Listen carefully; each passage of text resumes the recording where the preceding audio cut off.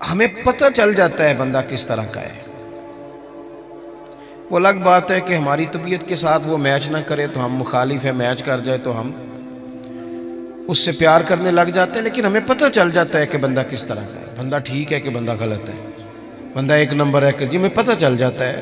ہوتا یہ ہے کہ اگر کسی کی طبیعت سے میچ کر گیا تو بندہ کہتے صحیح ہے، اور اس نے لفٹ نہ کرائی تو پھر بندہ غلط ہے. لیکن جو غیر جانبدار ہو کر سوچتا ہے اسے خبر موصول ہو جاتی ہے.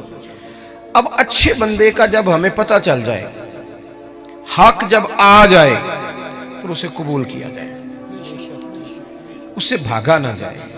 یہ کہہ کہ بندہ بھی ٹھیک ہے، بات بھی ٹھیک کرتا ہے تو پھر آپ مان لیں، ساتھ چلیں، کہتے نہیں وہ نہیں ہم نے کرنا، تو یہ کمزوری ہے. قرآن مجید نے ہمیں کہا یا ایھا الذین آمنوا اتقوا اللہ وکونوا مع الصادقین، اے ایمان والو تم اللہ سے ڈرو اور سچے لوگوں کی سنگت اختیار کرو. آپ تجربہ کر لیں، آپ کسی وڈیرے اور دنیا دار کے پاس اٹھے بیٹھیں، آپ کا مزاج بن جائے گا، آپ کا دولت کمانے کو دل کرے گا، آپ کے بچے فوٹو اتاریں گے. میں تو بہت بڑے بڑے پیروں کے گھروں میں بھی اپنے بچوں کو لے کے نہیں جاتا، اس لیے کہ وہ بہت بڑا گیٹ اور بہت بڑا ہال اور بہت بڑی چیزیں دیکھیں گے تو وہ چیزوں کا مطالبہ کریں گے. آپ کسی شخص کے پاس بھی آتے جاتے ہیں، اس کی باتیں آپ پر اثر کرنے لگ جاتی ہیں. آپ تھوڑی دیر کے لیے آپ کے دماغ پر وہ بندہ دستک ضرور دیتا ہے، وقتی طور پر اثر ضرور ہوتا ہے، بعد میں اس کا اثر رہے نہ رہے. اور پھر ایک اور بات، اگر آپ نے کسی صحیح آدمی سے کوئی صحیح بات سنی ہوئی ہے تو جس عنوان پر وہ بات آپ نے سنی ہوتی ہے نا، وہ جب آپ کے سامنے وہ چیز آتی ہے تو ایک دفعہ ذہن پہ دستک ہوتی ہے، یار میں نے یہ سنا ہوا ہے، میں نے یہ بات سنی ہوئی ہے. تو اچھے لوگوں کے پاس اٹھے بیٹھیں، اچھے لوگوں کی سنگت اختیار کریں. نبی پاک صلی اللہ علیہ وسلم نے فرمایا تھا صحبت اختیار کرنا تب بھی نیک آدمی کی، یعنی جا کے بیٹھنا تو پھر بھی نیک آدمی کے پاس، اور فرمایا دعوت پکانا تو پھر بھی نیک آدمی کی. یہ مسند امام احمد بن حنبل میں موجود ہے. مہربانی کریں جی، ہو گئے پیسے، اللہ خوش رکھے، تسی کھلارو گے پھر کٹھے کریں گے، ایڈا سیاپا کون کرے. آپ بیٹھ جائیں جی، بیٹھ جائیں، پیسوں کی ضرورت نہیں جی، آپ کی مہربانی. ہم تو سادات کے پاس آئے برکت لینے کے نوٹ لینے آئے، کمال ہو گئی آپ. تو یہ نوٹوں کا مسئلہ دیکھ کے بھی ہمارے بچے کہتے ہیں مدرس نہیں بننا، خطیب ہی بننا ہے. مدرس سے سٹتا کوئی نہیں. ہاں صحیح کہہ رہا ہوں آپ کو. پھر وہ کہتے ہیں واعظ بنتے ہیں تاکہ نوٹ تو گریں گے. مہربانی کریں، آپ بات سنیں، اللہ آپ کو جزائے خیر دے. ویسے بندہ سکھی ہوتا ہے جو اپنی بال کے سیکنی شروع کر دے.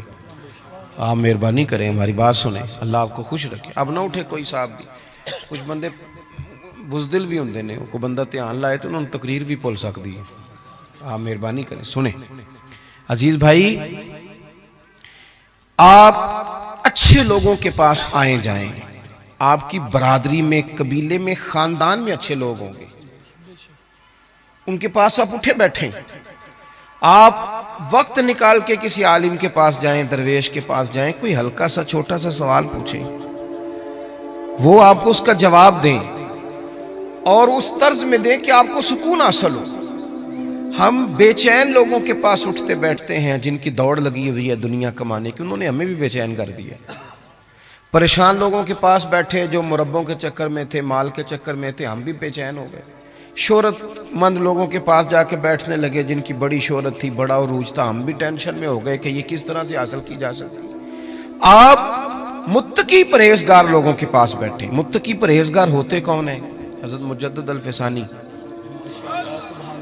شیخ احمد فاروق سرہندی رحمۃ اللہ علیہ فرماتے ہیں کہ 3 باتیں ہوتی ہیں نیک لوگوں کی، اس رستے پہ ہمیں چلنا بھی چاہیے، اور صرف 3 باتیں، لمبی بات نہیں اور آسان.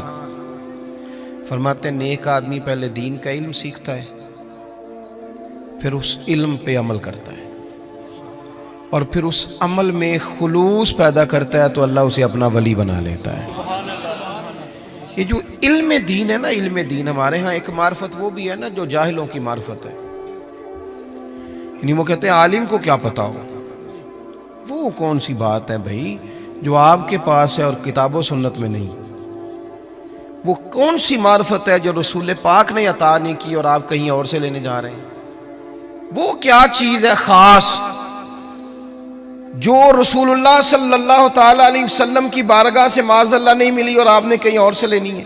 وہی کتاب، وہی سنت، وہی دین جو حضور نے دیا ہے. اور صرف اس کو سیکھنا بھی ایک مجاہدہ ہے، اچھی نیت سے سیکھنا۔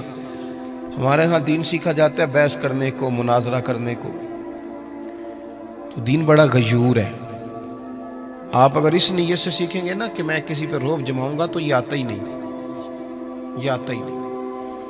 دین ہے اس لیے کہ آپ سیکھیں کہ میں نے عمل کرنا ہے، میں نے اس پر عمل کرنا ہے۔ ترمذی شریف میں حدیث موجود ہے، نبی پاک صلی اللہ تعالی علیہ وسلم نے فرمایا کہ جس بندے نے دین کا علم اس لیے سیکھا کہ وہ علماء سے بحث کرے گا یا جاہلوں پہ روب جمائے گا، فرمایا اس بندے کو اللہ جنت کی خوشبو بھی عطا نہیں کرے گا۔ آپ اپنے اعمال کی درستگی کے لیے دین کو سیکھیں، کوئی چیز اس لیے سیکھیں کہ میں اپنے معاملات اس میں بہتر کروں گا، یہ میں سیکھوں گا تو میرے عمل میں اس کا نفع آئے گا۔ اللہ آپ کو مہنگے مہنگے موبائل دے پر مہربانی کریں تھوڑی دیر بند کر کے میری بات سنیں۔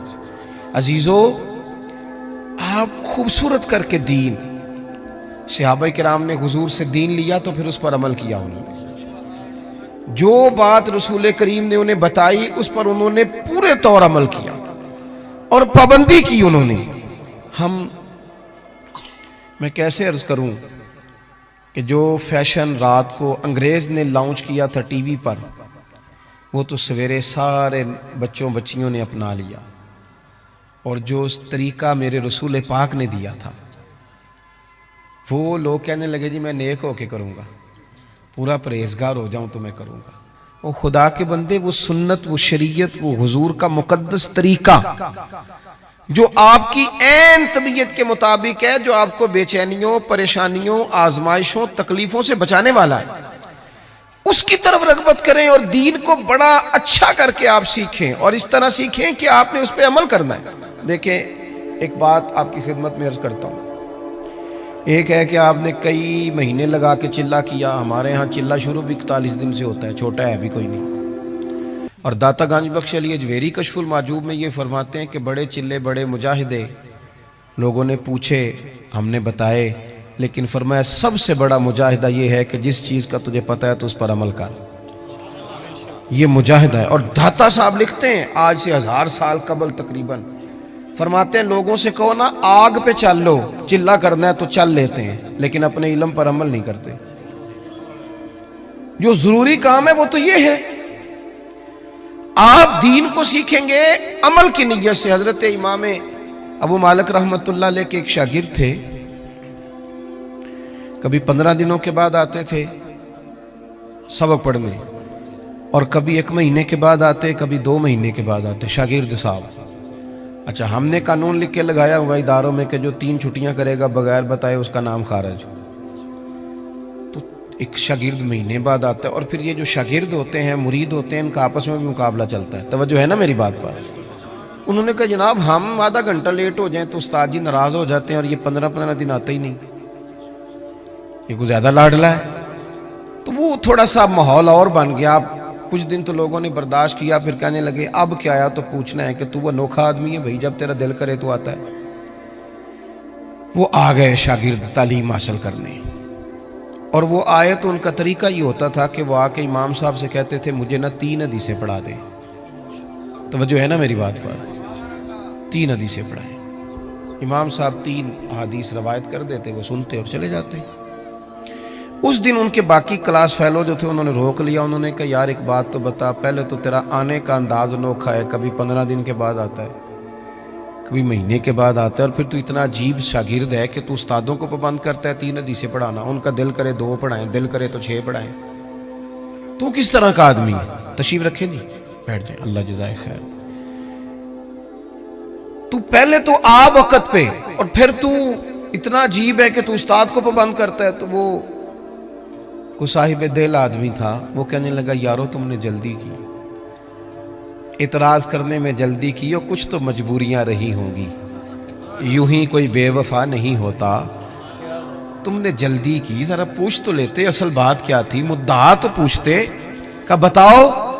وہ کہنے لگا میں اپنے استاد سے 3 باتیں سیکھتا ہوں، جب تک ان پر عمل نہیں کر لیتا اتنی دیر واپس نہیں آتا، اس لیے کہ میں میں نے کوئی اس لیے تھوڑی سیکھا ہے کہ میں اس سے واہ واہ کراؤں گا اور میں اس سے مناظرہ کروں گا اور میں جاہلوں کو کہوں گا تمہیں کیا پتا. میں نے تو اپنی تربیت کے لیے دین لینا ہے, اپنی تربیت کے لیے. میں جلسوں پہ جاتا ہوں تو بہت سارے لوگ شکوہ کرتے ہیں, کہتے ہیں آپ 20 منٹ تقریر کرتے ہیں, 1.25 گھنٹہ کریں.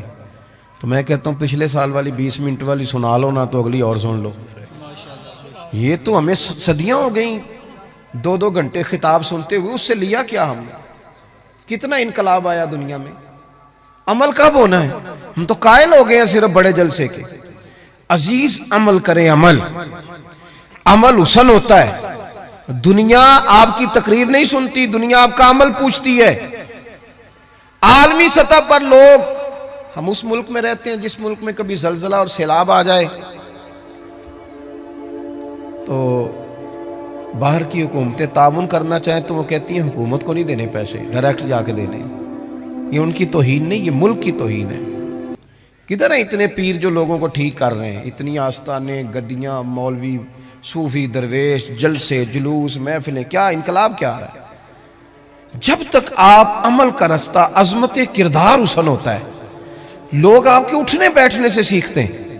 آپ نہ بالکل نہ مانیں کہ ہمارا ایم این اے سے کیا تعلق ہے, پر وہ آپ کا نمائندہ ہے, آپ کو وہ کمان کر رہا ہے دنیا کے سامنے. تو عزیز بھائی, دین کو سیکھیں عمل کرنے کے لیے. عمل جب آپ کرتے ہیں تو پھر آپ کو بھی قرار نصیب ہوتا ہے.